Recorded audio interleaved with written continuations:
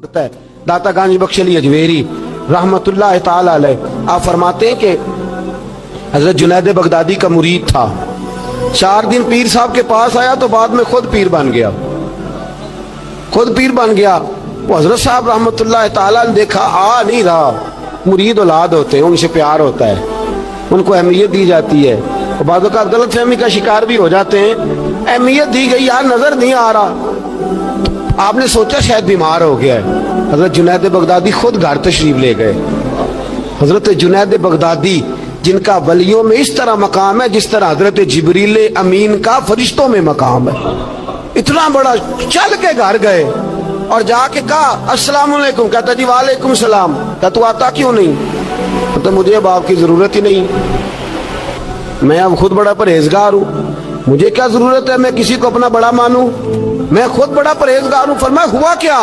کہنے لگا جی رات جب میں سوتا ہوں تو 2 فرشتے آتے ہیں، مجھے براق پہ بٹھاتے ہیں اور جنت کی سیر کراتے ہیں، براق پہ بٹھاتے ہیں اور اللہ اکبر جنت کی سیر کراتے ہیں۔ میرے ہاتھوں کے تراشے ہوئے مٹی کے صنم آج بت خانے میں بھگوان بنے بیٹھے، میرے ہاتھوں کے تراشے ہوئے مٹی کے صنم، دیکھو تو صحیح آج بت خانے میں بھگوان بنے بیٹھے، اور رائے پوری کہنے لگے وہ پتھر جن کو سکھائی تھی قوت گویائی ہم نے، وہ جب بولنے لگے تو ہم پر ہی برس پڑے، بولنے لگے تو وہ ہم پر ہی برس پڑے۔ کہنے لگا جی اب تو میں اللہ خیر کرے بڑا اونچا اڑ رہا ہوں، آپ کبھی گئے جنت میں؟ آپ مسکرا پڑے، فرمانے لگے بیلیا آج جب جنت میں جائے تو ذرا لا حول ولا قوت بھی پڑھ لینا، آج جب جنت میں جائے تو ذرا وہ بھی۔ وہ کہنے لگا چلو ٹھیک ہے پڑھ لوں گا، اٹھ کے ملا بھی نہیں، حضرت واپس آ گئے۔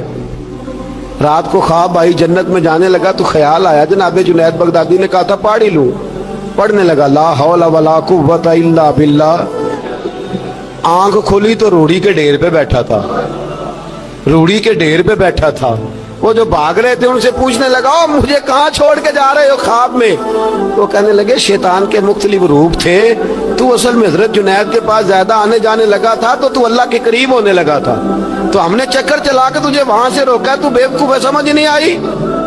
اب رونے لگا جاؤں تو کس منہ سے جاؤں، حاضری دوں تو کس منہ سے دوں، اب میں کیسے جاؤں اس کی بارگاہ ناز تک، کس طرح حاضری دوں، گرا جو ان کی نگاہ سے وہ سنبھل نہیں سکتا۔ لیکن جیسے ہی دروازے سے اندر داخل ہوا حضرت جنید نے آنکھ اٹھائی اور مسکرائے، فرمایا میں نے تجھے پہلے ہی کہا تھا کہ لاہور تو پڑھ لینا، فرمایا آ جا، اللہ والوں کے دروازے بند نہیں ہوا کرتے، رب کریم کے بندوں کے دروازے تم ہی بند کرتے ہو، دل کا دروازہ جب بھی کرتے ہو، یہاں تو دروازہ کوئی قابل تو ہو، ہم شان نہیں دیتے، مانگنے والوں کو تو دنیا بھی نہیں دیتے ہیں، تو آ تو صحیح، تو دیکھ تو صحیح، آج بھی بڑی خانقاہیں آباد ہیں، بڑے اللہ کے بندے، بڑے اللہ کے بندے جو بڑے طریقے سے لوگوں کو قائل کرنے والے، سمجھانے والے، لیکن ہم کسی کے ساتھ اصلاح کا تعلق قائم کرنے کو تیار، یہ والا سرمایہ ہم اکٹھا ہی نہیں کرتے، ہم خود بڑے ہیں۔ حالانکہ بڑا وہ ہوتا ہے جس کا کوئی بڑا ہوتا ہے، بڑا وہ ہوتا ہے جس کا کوئی بڑا نہیں ہوتا، وہ کبھی بھی بڑا۔ تو یہ صحبتیں، کسی نے محمود غزنوی سے کہا تھا تو بڑے عدل کرتا ہے، تو کہنے لگے اس لیے کہ میں نے حضرت ابو الحسن خرقانی کی ڈیوٹی کی ہے، میں نے ایک اللہ کے بندے کی، اس نے میرا دل صاف کر دیا۔ کہنے لگے حضرت ابو الحسن خرقانی کو میں نے پیغام دیا، میں نے کہا بابا جی ملنا ہے، تو بابا جی کہنے لگے تینوں کام میں کہ مینوں اج کل دا مولوی میری طرح دا ہوندا تے وہ آندا چلو فوٹو تے آئے گی نا MP صاحب نال، جانا چاہیے چھیتی کرو، باقی کام چھڈو سارے، پہلا اتھے حاضری دئیے کہ قضا نہ ہو جائے، اللہ خیر فرمائے۔ تو کہا اب بادشاہ وقت محمود غزنوی کہنے لگا حضرت ابو الحسن خرقانی سے ملنا ہے، تو فرمانے لگے کام مجھے ہے کہ مجھے؟ کہنے لگا جی مجھے، تو فرمانے لگے آجا ملنا ہے تو میرا کیا کام ہے تیرے پاس؟ وہ کہنے لگا آپ کو پتہ نہیں میں اولی الامر ہوں، بادشاہ وقت ہوں، اطیع اللہ واطیع الرسول واولی الامر منکم۔ تو آپ فرمانے لگے میری ابھی اطیع اللہ واطیع الرسول ہی پوری نہیں ہوئی، اس سے آگے گزروں گا تو کوئی اور بات ہوگی نا۔ خیر مجبور ہو گیا ابو الحسن خرقانی، توجہ ہے آپ حضرات کی، کہتے ہیں حضرت کے مجھے مجبور کر دیا تو میں خود گیا ملنے۔ جب میں ملنے حاضر ہوا نا تو میرے دل میں خیال آیا کہ شاید بابے کا خیال ہے کہ میں کنجوس بادشاہ ہوں، میں نے جب دیے نا موٹے نذرانے اور جب میں نے ہیرے جواہرات مصلے کے نیچے چھوڑے اور چمک آنکھوں تک آئی تو بابا جی اٹھ کے ملے ہی ملے. بڑی طاقت ہوتی ہے ان مال میں، سرمایے میں. لیکن کہتے ہیں جب میں اندر گیا تو بابا جی نے میرا استقبال ہی نہیں کیا. میں نے ایک ہاتھ آگے کیا تو بابا جی نے بھی ایک ہی کیا، دوسرا کیا تو پھر انہوں نے دوسرا کیا. کہتے میں بیٹھ گیا. انہوں نے نا میری تواضع کی، ایک روٹی میرے ہاتھ میں دی، کئی دنوں کی خشک روٹی، اور ایک پانی کا گلاس دیا. کہتے میں چبانے لگا نا تو میرے گلے میں پھنس گئی. بادشاہ نازک مزاج ہوتے، توجہ ہے اب حضرات کی. کہتے اب میں نے کیا کیا، وہ روٹی تو نہ کھائی گئی تو میں نے نا تھوڑی سی شربیاں مصلے کے نیچے رکھی. تو حضرت ابو الحسن خرقانی کہنے لگے، ادھر دیکھیے گا، فرمانے لگے اور تو نے میری روٹی کیوں نہیں کھائی؟ کہنے لگا جی گلے میں پھنس گئی ہے.